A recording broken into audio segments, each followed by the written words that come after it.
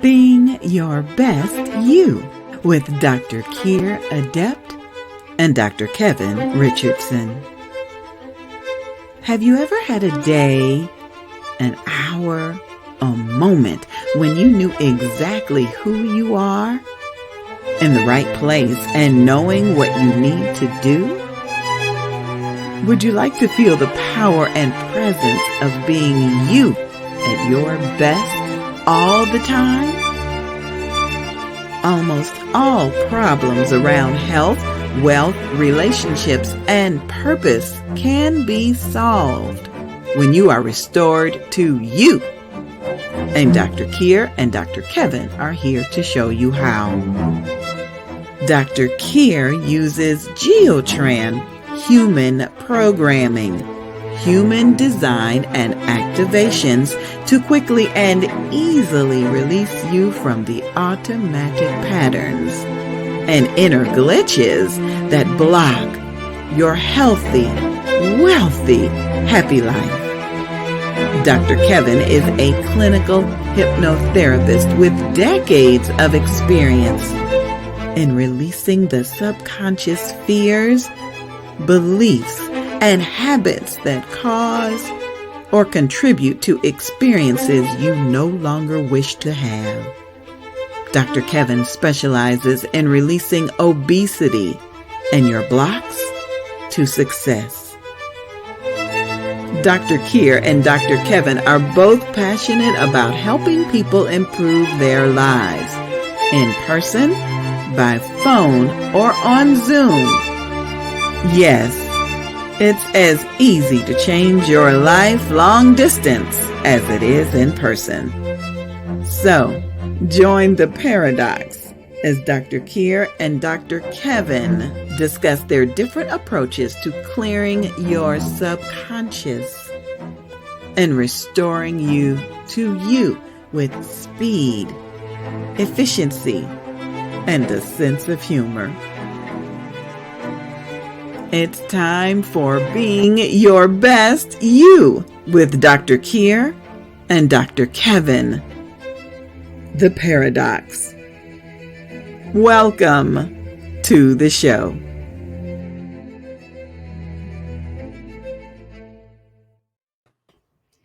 Hello, this is Dr. Keir, and that is Dr. Kevin. Yay! Okay. Now, I specialize in inner programming and activating who you actually are, so you have your own power and identity and the truth of you functioning. Because, hey, if we can get that up, the rest is easy peasy. Now, Dr. Kevin. I help with clinical hypnotherapist, with hypnotherapy. So we help you to achieve your goals by working with the subconscious. Yeah. So that you can be your best you. All of it's about being your best you. Yeah. You come complete with well, I knew this hair wasn't going to stay up. Excuse me a moment. Don't mind me. Oh dear. Let's see what hairpins are for. Just a sec. Oh. You know, and we were talking about competence and self-confidence. Well, this is the first time I've ever put my hair up like this, and I should do it better next time. Right. You're exhibiting good self-confidence. Yeah, well, I could do some external validation while we're at it, Dr. Kevin. Yes, that's true. You can. You can. Our wonderful producer and Dr. Kevin actually did say earlier that it looked quite cute. So I've already had my external validation. Yeah. Right. So the point is, and we do have one, we actually, you'll have worked out by now that we tape these shows, 6 weeks in advance of actually transmitting them. And we had an earlier session today where we were talking about self-confidence and self-esteem, self-esteem being the inner version and self-confidence being the outer version, and how that's affected by the people around you and how you grew up and all those, experiences that shape how we look at the world. And one of the things we did touch on very briefly was the tension between narcissists and empaths, and how that affects and is affected by self-confidence. And Angie mentioned to us that she had a lot of questions coming in from the people who are actually watching the taping. So we thought we would just go and do a part 2, and that this is part 2, self-confidence, with an emphasis on narcissism and empaths, or empathy. So now, I know a certain amount about narcissism because about 10 years ago, my teacher, Dorothy Espio, got very interested in this topic, and she had us all go and read a bunch of books and discuss it and look at what it looks like from the field, from that internal sense. Now, Dr. Kevin, of course, is coming in more from the mental health professional point of view. Did you want to address that, just so that people know what we're talking about? And because the narcissistic personality is a diagnosable disorder, a hypnotherapist does require a referral from a doctor, from a medical doctor, or a psychiatrist or psychologist in order to work with this. And the thing is that there's very specific behaviors that are exhibited. Yes. One is grandiosity. They have such a sense of importance, and it's over exaggerated. And then there's also a belief that they're special. Then, and they require excessive admiration. So if you don't admire me, you're gone. Oh yeah, yeah. Acclaim is the word that comes up a lot in the studies that I've read. They have to have a claim, right? And a sense of entitlement. Oh yeah. So unreasonable expectations. They have a lack of empathy. And how? So, and obvious, they're envious of others, or believe that others are envious of them. Yeah. They're arrogant, haughty behaviors or attitudes. So that's how it's described in the manual for mental health disorders. And now, go ahead. There's for the layperson, there's actually a really useful book. There are a couple of really useful books that Dorothy had us read and that I've looked out on my own. If I could only recommend one, it would be The Sociopath Next Door. It's by Martha Stout. And she is using, technically, sociopath and narcissists are not necessarily identically the same. Narcissists are really a subset of sociopaths. It's the most common subset. Yeah, so that's worth looking at. And what I like about Stout's book is that she actually takes 3 or 4 different types. See, we can see very easily the CEO type, the higher executive type, high functioning narcissist. And those are described very, very well in the other book that I would recommend, which is called Snakes in Suits. It's by Robert Hare, and it's British, but what he's talking about certainly translates very well into the US context. And he really only looks at that particular type. And we've seen them. And we see them in many different arenas, corporate arenas, political arenas. The person who, is basically in it for the fame. They must have that acclaim. They don't take responsibility for any mistakes or failures that really are their responsibility, but they will take credit from other people. So anything that goes right is them. Anything that goes wrong is not them. Very proud, very envious. They think themselves as being very, very special. They have no, and here's the really important part, no conscience. Right. No conscience at all. Now, and this is what Stout talks about in the introduction the sociopath next door. She says, can you even imagine what a life would be like around someone who has no conscience? None. Because this means that that person, and they are typically men, but they are not necessarily. And one of her case studies is actually a woman working in a mental hospital as a counselor. Can you imagine the amount of damage? Oh my God. But let's just, for the ease of pronouns and not make any assumptions, typically it is a man. Typically, that person is incapable of relationships because they do not see any other person as fully human and worthy of care. Right. So what a narcissist, a pure narcissist, of course it's a spectrum, but we're talking about the pure narcissist, the most extreme cases. Mm-hmm. They are basically playing a video game that they are compelled to win and that no one else is interested in. Yeah. But if you aren't paying attention to him, then you're the bad person.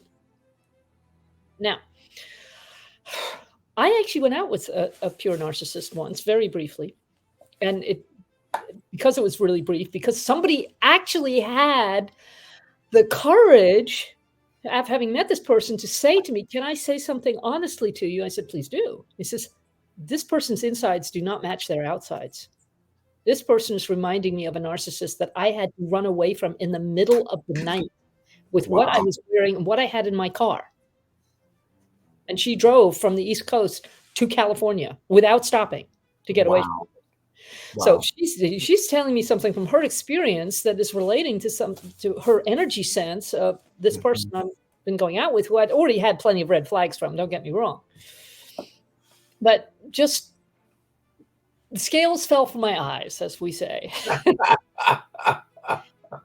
And then I made it my business to back away cautiously so that I did not bring down his wrath on my head. Because once I realized he had no conscience, I also knew that if he decided that he was going to hurt me, there would also be no limit. Right. You see? Okay, and it actually worked out okay, because this is what happened. Fortunately, he lived down in Orange County and I was living in Santa Barbara. And I thought, you know what, I'm just not even going to get in touch with him. And I'll see how long it takes him to call me. So from going from at least a quick, touch in every day, it was 2 weeks. He called me at some abominable hour in the morning. Maybe it was 7 o'clock. I don't think it was 5. I trained my father out of calling me at 5. My father's somewhat narcissistic, definitely not pure. Yeah. And he said, I just want to let you know, I am on my way to San Francisco. Now, if he'd wanted to see me, Santa Barbara is on the way to San Francisco. Let's go. Right? But no, he was going the inland route fine. And I said, that's interesting. How long do you think you'll be there? He says, well, I'm going to go there and then go across to Utah and visit my kids. And I'm thinking, you poor kids. And then I'm going to visit my cousin in Phoenix. And I'm going to be away probably for about 5 weeks. I said, I'm really happy for you that you're going to go see your kids. That's great. I have been thinking about this, and I think you're right.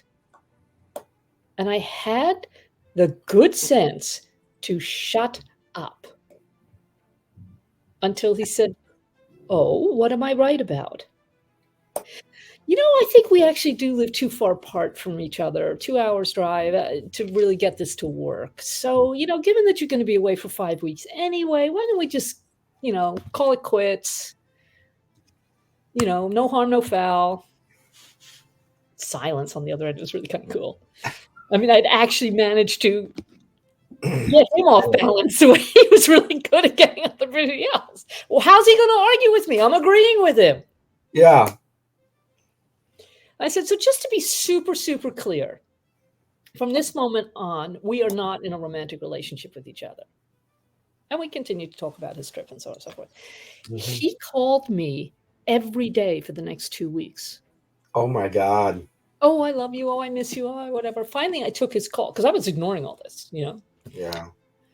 Finally, I took his call and he said, oh, I miss you. I said, no, you don't. No.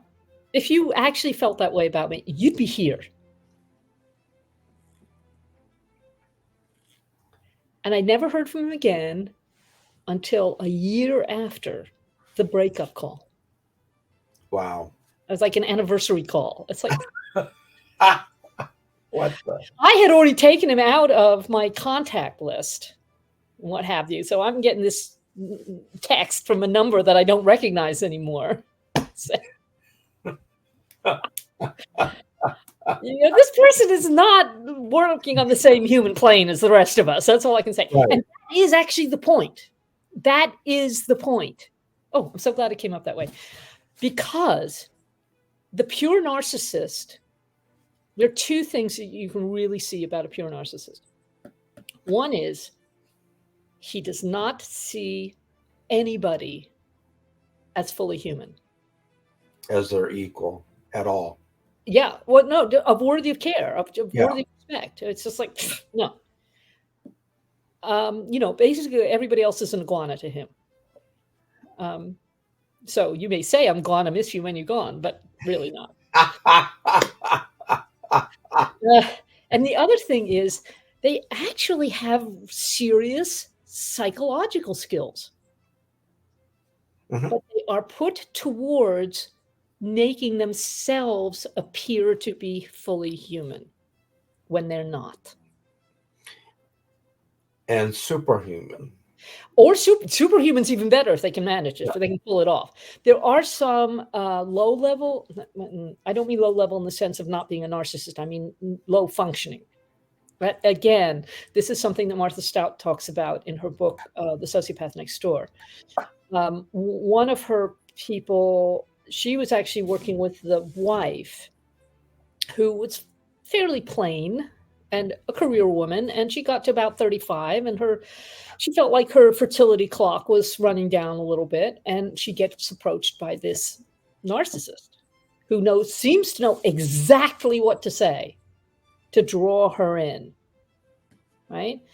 His whole aim in life is to live in a house with its own swimming pool. And she has that. And she got pregnant. He never paid any attention to the child,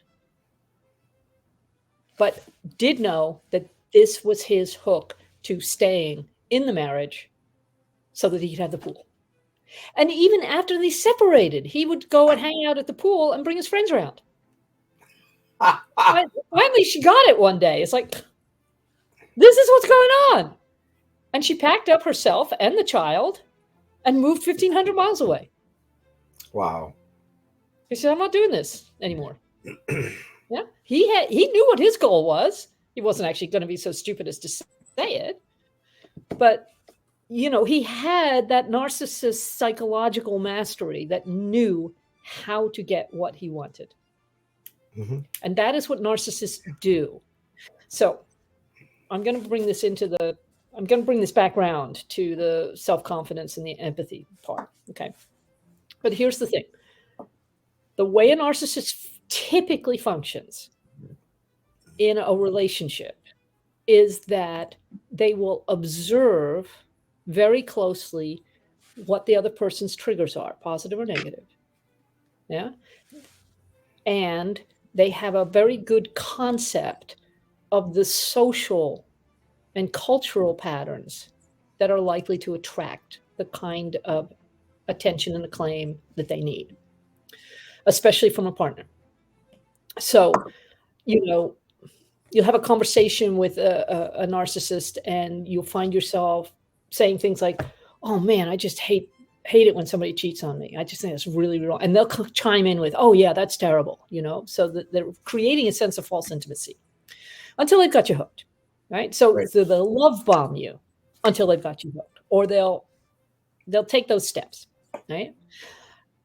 Once they've got you hooked, though, that's when they start chipping away at you.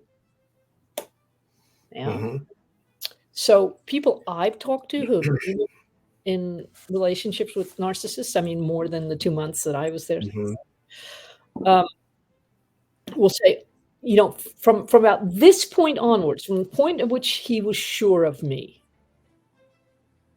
that's when I got the criticism. That's when I got the digs. That's when I got, he didn't seem to mind making me uncomfortable. The whole point, my dear, is to make you uncomfortable. That's Yes. what we do. Because to them, you are a marker, are a pawn in a video game that they have to win. Right. And they do not care what damage they do. In fact, it's fun for them. Oh, let me poke this person and see how they react. Yeah? But, I have a theory. No, narcissists never apologize, or they never apologize sincerely. Yeah, they might do it as a tactic. Probably not, though. Where was I going with this? Yeah, I had a guy once who was not a narcissist, but he had a couple of little traits there. And what I noticed is that under stress, he reverted to being a 9-year-old. Well, I kind of wonder whether under stress, narcissists revert to being toddlers, basically, because you certainly can't talk to them. Yeah, because they won't hear you. Anyway, the whole aim of the narcissist is to push you away, pull you back, push you away, pull you back, push you away, pull you back until you are sitting on the fence that surrounds their comfort zone. So they're not going to let you get away, but they're not going to let you get closer. And I got to tell you, those splinters in the ass are just never going to be comfortable. They never are. Yeah.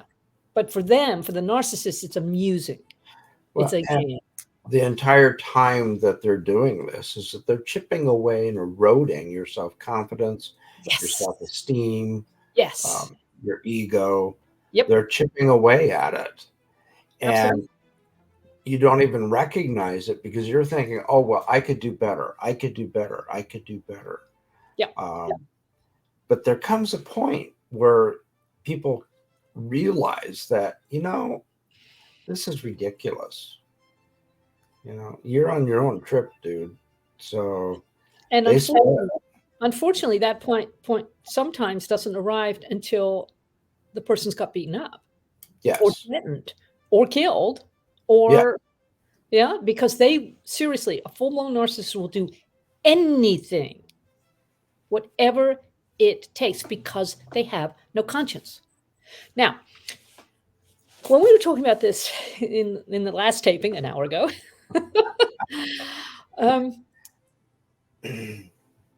I don't even remember exactly how the question came up, but somebody was saying, well, do narcissists have self-confidence? No, that's the whole point. They have an empty tank and they are wanting you to fill it up. But instead of making sure your tank is full, they're going to take whatever's in your tank already.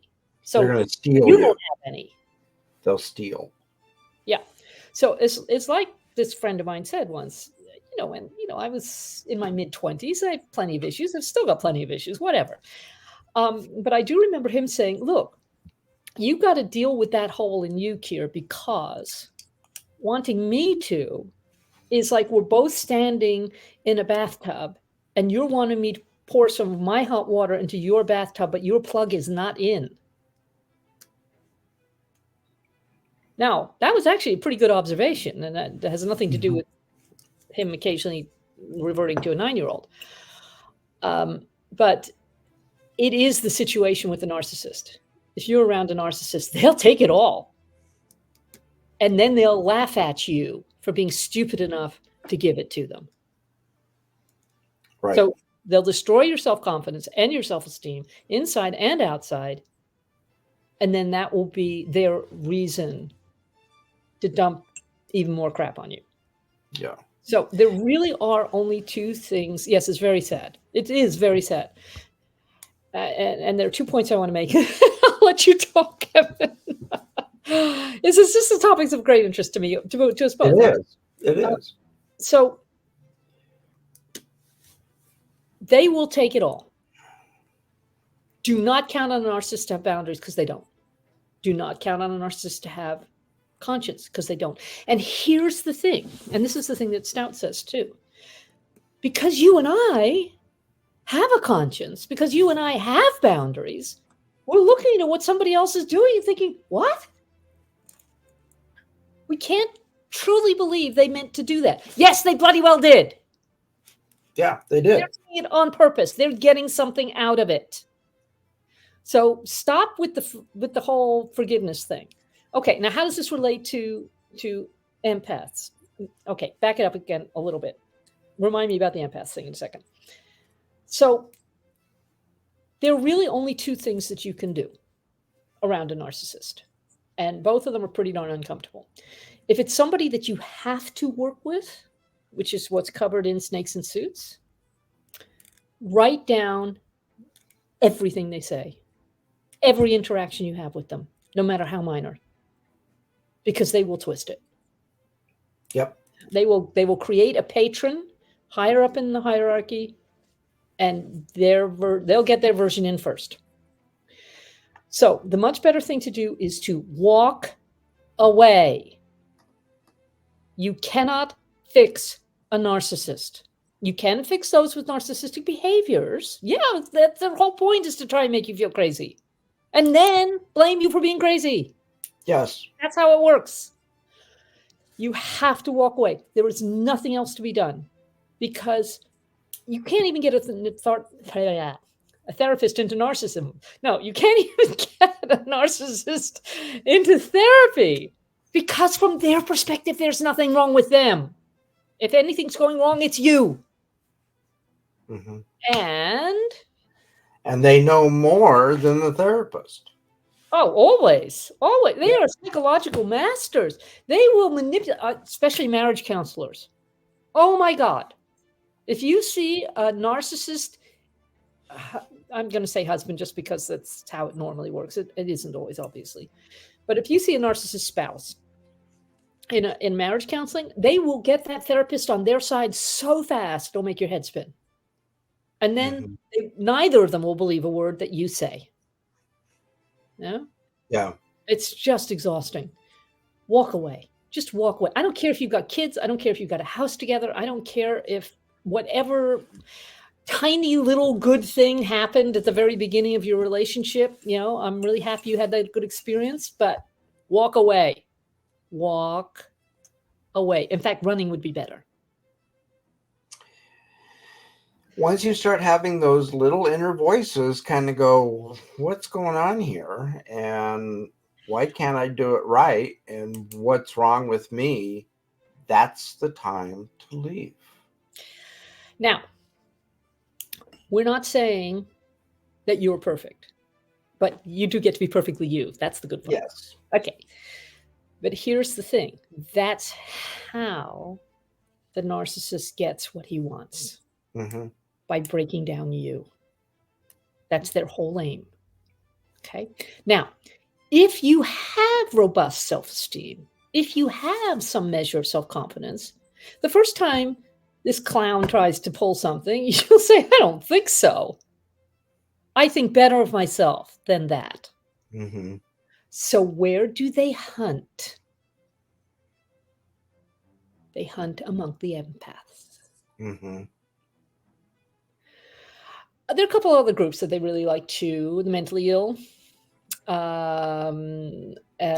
spiritual or religious groups. Think about it. Because these are all groups in which the normative value is to trust people. Everybody makes a big effort to trust the people they're in a group with, in those groups, in those circles, right? They're not like, cynical career women like me who have, I have skills, I have training, I can spot that one a mile off. You see what I'm saying? They also hunt for people in different countries who have no network of support. No network of support, and take them out of their country with no support, no network. And so the person that they take has no recourse. Right. And now they're obligated to that person. And Yes. then the narcissist continues on with that control and limits the control of speaking with their support group. But that will happen even within the same country. What is very noticeable about narcissists in relationship is the first thing they will do will prevent, and again, I'm going to just talk about men and women because that's what I'm most familiar with, but you can apply it wherever.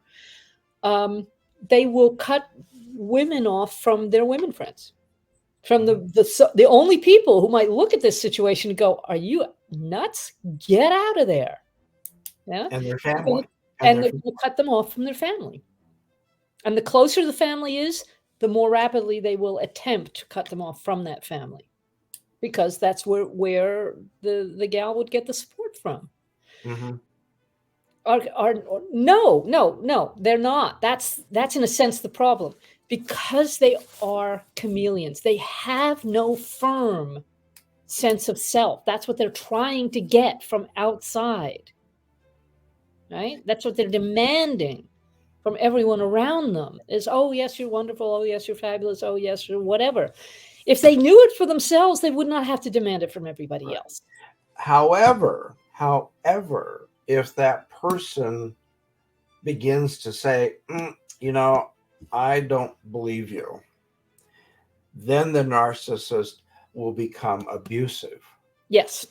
If you take away your admiration of them and your adoring of them, then they can become abusive.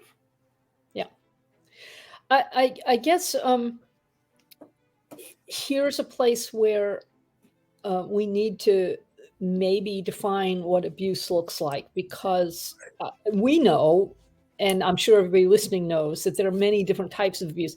When I say, is the narcissist always abusive? They actually are. But they can do it in different styles, so it may not be as obvious. So they may not be smacking the other person around, but on an emotional level, they are always abusive. Yes, they always are. So I'm just taking a step back and saying, can we see that they are abusive? Well, one of the problems is, firstly, in marriages and relationships of this kind anyway, but especially with a narcissist, is that the victim, the other party, is almost always ashamed. Yeah, it's very, very difficult for a woman to go to, say, the police and say, no, he's not hitting me, but he's breaking down my self-confidence, because police are going to say, well, there's really nothing we can do about that. Plus, then the narcissist will, if they go and interview the narcissist is going to be totally charming and get them on top, because they really have that psychological mastery. Do you see? So the other problem, like that wasn't enough, is this relationship or affinity between empaths and narcissists. Empaths are just a tasty snack as far as a narcissist is concerned, because an empath already has thin boundaries. The empath already doesn't know what she is, or where she stops and the other person begins. And again, this could be men or women, obviously. So the narcissist targets an empath, usually in a group of empaths, cuts her out of the herd, because his spidey senses are saying, now this one's going to be a good provider for me energetically. Now, the part of the narcissist that is feeding off that is basically feeding off the emotional energy of the partner. And it's way easier to create negative emotional energy than positive emotional energy. So which do you think the narcissist is going to go for? And if the empath already has a shaky sense of self-esteem or self-confidence, even better from the narcissistic point of view. Yeah. So the only thing that person can do, as well as walking away, is to develop some freaking boundaries. Yes. I mean, seriously, you meet somebody in a bar or a coffee shop and they start speaking to you as if they know you, and they're picking up immediately on things that are really private to you. At least see that it's a red flag. Yeah. They're not being narcissist to narcissist. I mean, they're not being empath to empath, which is what we would love, obviously. Oh, this person understands me so well. No. They're an iguana who spotted a tasty snack. Yeah. So, get a little cynicism going, please, until you know where you stop. Oh, I don't know that video game, but I'll bet it's very similar. Yes, whoever's put that. Oh, yeah. That's very opposite. Yeah. It is. It really is like being in a video game.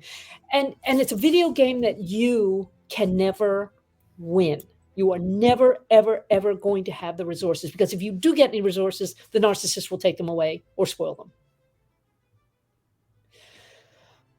Now, there's a lot of attention being put on narcissists at the moment in the American culture because we have some really public ones out there. But it's also, there is something about the individualism of the American culture that allows it. So somebody with the same character flaws in Japan, say, where they're much more focused on how does this work for the group, wouldn't be given the same leeway.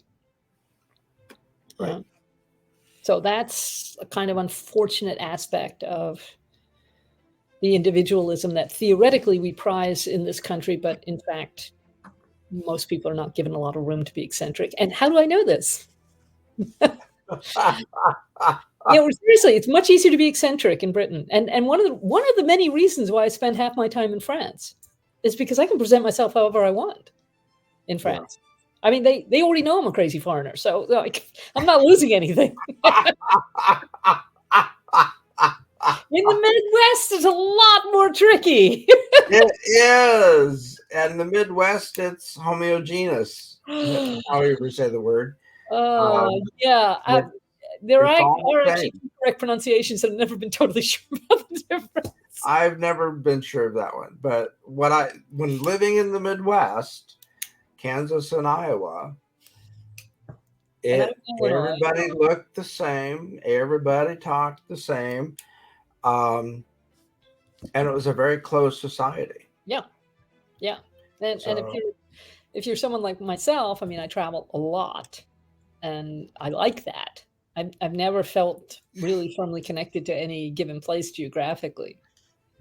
It's like, also the food's better in France. What can I tell you? Okay, so getting back to our actual theme. Yes. Otherwise, I shall have to put on one of my many berets and bugger off. Okay, so there's this very odd but understandable pull between narcissists and empaths. Okay, narcissists because tasty snack. What do the empaths get out of it? They feel like they can help, and there's nothing an empath likes better than to help. Okay, and we are all here to give, help, serve, teach, and allow. But if you do it in a way that is contrary to your obedience, and by obedience I mean, is this in alignment with your divine blueprint, then the one who gets off balance is you, not the person that you're trying to help, not the person you're trying to serve. Yeah, it's you. And that's jam on it for the narcissist. You're already off balance because you're trying to help somebody who doesn't want to be helped, and anyway, you don't have the help that they need. Right. And it's not obedient for you. It's not in alignment with you to have your empathy tank strained. Yeah. Which, would almost be bearable if they were actually using it for something useful, but they never do. So it's like, What a waste. So as if you're an empath out here listening to what I'm saying, right, go and get some boundaries. Go create some boundaries, you know? Mhm. At least spend time with more cynical empaths. You say, is that really what you meant to do right there? Because I don't think so. I don't think so. I don't think so. Yeah. In fact, develop that as your catchphrase. So somebody wants you to do something and your gut is going, even for a second, cultivate the ability to say, I don't think so. Yeah. And you'll know it's a narcissist when they come in full weight trying to persuade you to do whatever it is, even though it's not right for you. Now, I realize I've been dominating this conversation and I am not apologizing at this point. However, I'm sure, Dr. Kevin, there are lots of things that you'd like to add at this point. So I'm just going to be an attentive listener. Well, this is really a very interesting topic. And it's also a topic that, as a hypnotherapist, we seek the guidance from psychiatrists and psychologists. Mm-hmm. And dealing with a pure narcissist is really out of our scope. And so but boundaries are not out of your scope. I'm sorry? But helping people create healthy boundaries, that is not out of your scope. It's not out of my scope. Yeah. And what they've always told us is that if the diagnosis is diagnosable, and it is in the Diagnostic and Statistical Manual of Mental Disorders, you can't touch it unless you have a doctor's order, a doctor's referral. Wait a minute, but here. Let me be sneaky here for a moment. Yeah. Let me be absolutely obvious and overt. Okay. It's not the narcissist who's coming to you for help. It's the empath that's coming for help. The empath. And we can work with. And I also encourage them to get psychological help as well. Yeah. And that we work in tandem. Yeah. Yeah. And work as a team. See, here's the interesting part about the psychiatric model, if I may call it such, is that they're only going to run across people narcissists who have been either institutionalized in the sense of a mental hospital or imprisoned. Yeah. Because there is no narcissist who's voluntarily going to go to a therapist. None. Because there's nothing wrong with them. Right? It's not them, it's you. So even though I totally respect your position as a clinical hypnotherapist, I don't think it's actually germane in the sense that it's not the narcissist who's coming to you for help. Well, and the narcissist isn't going to be coming. But they're not going to. Yeah. They're not going to. They're not going to. And if it's suggested they go to a psychiatrist, that poor person's got all sorts of pay to do if they're not totally rejected and thrown out. Yeah. And then demoralized after that. Yeah. Yeah. Yeah. Because, hey, empath, or even just normal person who has had the misfortune to come up against a narcissist. Yeah. There's nothing wrong with them. So it must be you.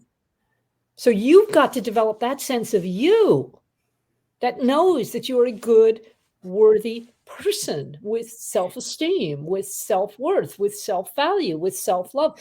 Okay, this actually brings me around to a topic that has been floating around for me for the last couple of months, especially, which is you've got to love you. The big you, the eternal you that's come around again to do something useful on this planet at this time. Fall in love with that. Yes. Love you first. And then there won't be the room for this narcissistic nonsense. And secondly, they won't be attracted to you. Yeah. Oh, great question. How do you develop your own self-worth? Well, firstly, you do 4-2 over the midline at breast level, 4-2, at least a couple of times a day. That's going to reset that circuit for you. Okay. Now, if you're working with me, we'd be looking at, okay, what took out your self-worth? I mean, obviously an abusive narcissist is a really good place to start. But you know what? There's probably something that affected your self-worth at an earlier age that is what left you open or attractive to a narcissist. Remember, attraction goes both ways. So what about that narcissist was attractive to you? And what about you attracted that narcissist? Those are all issues that can be worked on, whether in therapy or with somebody like me. Yeah. So I know, Dr. Kevin, that you very frequently work with people who are still suffering from some past pattern that may actually have had nothing to do with them at all. Right. Frequently.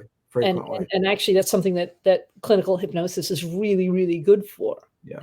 I work with self-confidence and self-esteem 98% of the time. There you go. So you have to have enough self-esteem to actually get to somebody like us.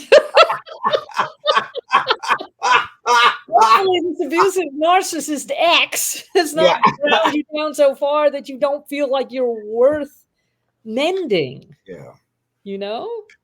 Because, let me tell you, honey, you really are. You really are. I mean, I believe that my sense is that most of the people on this call have a religious faith. And even if you don't, doesn't matter for what I'm about to say. But to the deists out here, God made you a particular way, and God doesn't make junk. Not at all. So whatever your fabulous human quirks may be, it's not about being perfect. It's about making progress. It's about being your better self. You're being your best you. Which is, of course, what this whole program is about. Right. Coincidentally. Surprise. Yeah. So the very best and first step you can take is every day to remind yourself, using your I am statements, remind yourself that the God of your being thinks you're absolutely wonderful. You just need to catch up with that knowledge. Mm-hmm. What can you do on a daily basis to love yourself? Then you're not going to be needing to pull it. You're not going to be needing that external validation. External validation is great. Don't get me wrong. I love it. I could do some more right now. But even more important is what can you do for you? Because you don't have to live with anybody else, and you do have to live with you. So get that relationship right, and the rest will be so much easier to manage. And that's where a good therapist, or someone like myself, I don't call myself a therapist because that's not my particular training. But man, we can do a lot with inner programming. Let me tell you, we really can. And it's faster and less painful than you'd think. Well, and hypnotherapy can help with that so much. It is so well researched. Yeah. And we're, as clinical hypnotherapists, we're trained to work in these areas. Yes. So it's something that does work. It does help. And it may not take as long as traditional psychoanalysis. One would hope not. I mean, God bless them. Yeah. We can usually work on it in 4 to 5 weeks, maybe 6 weeks at the most. And then we're done. Yeah. And then you can go about your life. And on to the next pattern that you need to do. On to the next one. And I've just gone through a series where I've had my caseload, my clientele is just all graduate at the same time. Wow. I had that happen with me once. Wasn't that fun? Except then you said, wait a minute, I haven't got anything more. And it's like, my calendar got a little light here. But it does happen. So usually 4 to 6 weeks, we can usually help people fortify their self-worth and fortify their self-esteem and fortify their self-confidence. Some of it is, this is something that came up in a Geotran call recently, was, have you got any tanks that are depleted? Could be your self-confidence tank, could be your me tank, your big me tank, could be your tank of faith or grace or patience or any of those qualities that you actually come fully loaded with before life takes over. Mm-hmm.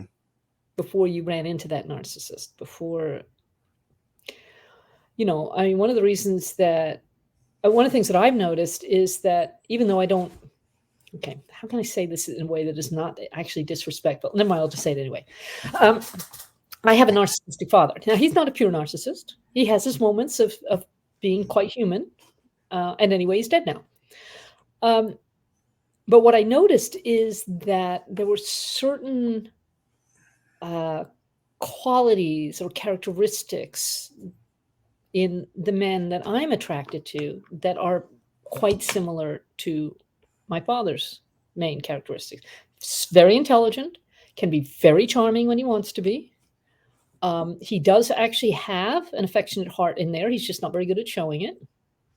Yeah, so he's kind of emotionally unavailable. Mm-hmm. But he actually has a lot of good qualities, and some of which I inherited from him, like my charisma. Yeah. I mean, nobody else in the family has it. It's just me and him.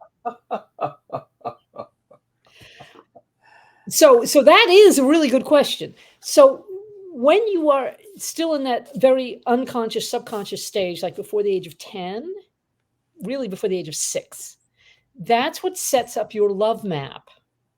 Yeah. And most people really don't shift from that unless they do a lot of work on themselves. God bless them. Yeah. So the main thing, the main relationship that most children are experiencing is the one between their parents. And that is typically going to be heterosexual. Not always. And I don't care. I don't personally care whether it is or it isn't.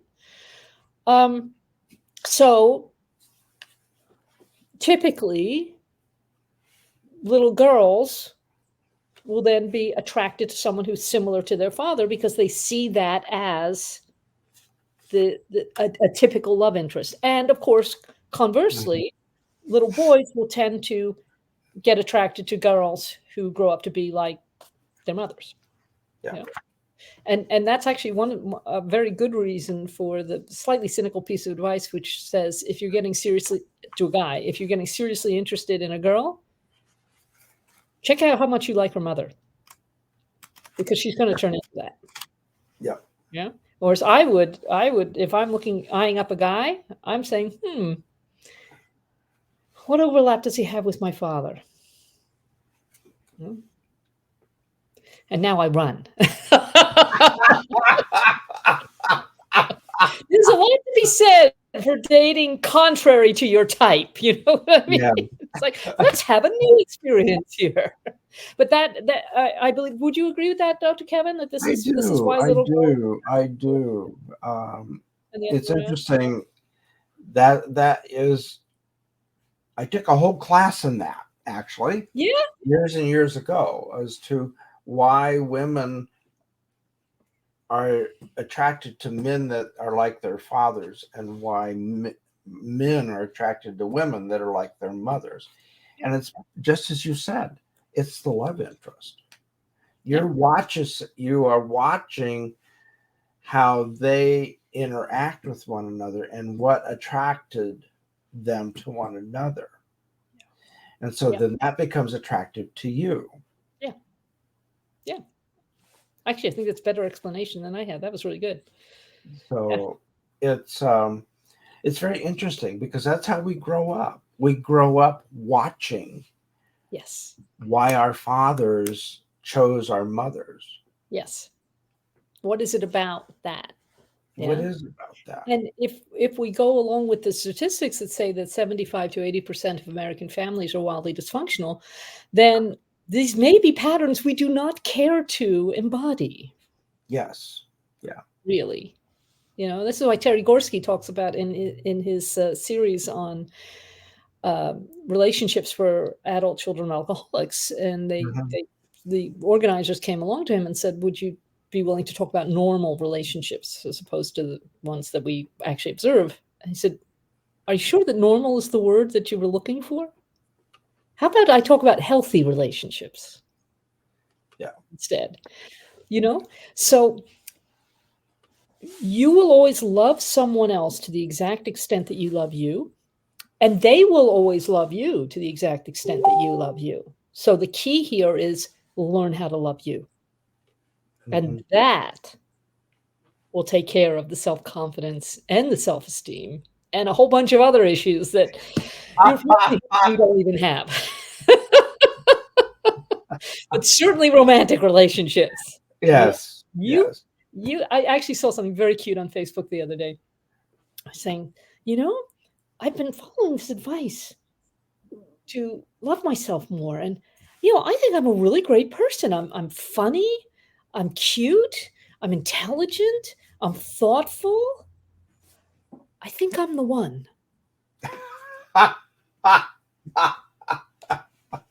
Get to that place where you're the one for you. Yeah. Then you will be in alignment. If you choose, you'll have a lot more choices for a start. And if you choose, that will keep you in the alignment that will attract someone who loves those same things about you. Yes. Well stated. Yeah. And Kevin, you're much more of an expert on this than I am, because after all, you have a long-term marriage. I'm looking over here from the sidelines. Yeah, it's next year it's 30 years. It's just wonderful. And it gets better every day. So, and what is the thing that I learned from this? You tell them that you love them every day. Yeah. Yeah. So, and you're never guaranteed tomorrow. Yeah. Now take that and apply it to yourself. All of you out there who occasionally stumble in your self-confidence and your self-esteem, and especially if you've been exposed to someone determined to take that away from you. Remember, it's in your hands to bring that energy back in, and you can do it. And furthermore, we think you're fabulous. Yeah. And listen to your inner voice. Yeah. Listen to what your inner voice is saying. It doesn't lie. So if you are getting messages that are contra to what the relationship is about, listen to yourself. Listen to the inner voice. Yeah. Don't ignore those red flags. Yeah, not at all. And, get a trusted woman friend in. I'm talking to men too. Yeah. Because men don't observe this quite so easily about themselves, because they're not processors in the way that we women are. Men and women, parade your new person in front of some close, trusted friends who can actually tell you the truth. And if they take more than 2 seconds to say, "Ooh, has he got a brother?" That's a red flag. Yeah. Pay attention. Yeah. And ask them, what is it that's alerting you? What are you seeing that maybe that I'm not? Be willing to have them help you the same way you would do for them. I'm sure you looked at your women friends and gone, what was she thinking? She wasn't. Or her love map was set up in a strange way or whatever. That's Luckily for you, we are now at minute 59 and 22 seconds. Yes. So here's our number 2 conversation about self-confidence. I hope you've been finding it helpful. I mean, it was fun for me. It was fun for me. Remember, you can get hold of Dr. Kevin and myself, Dr. Kier, on Facebook. Also by email. I'm drkieradept@gmail.com. And you are KevinRichardsonTherapy@gmail.com. And together we are a paradox. We're a paradox.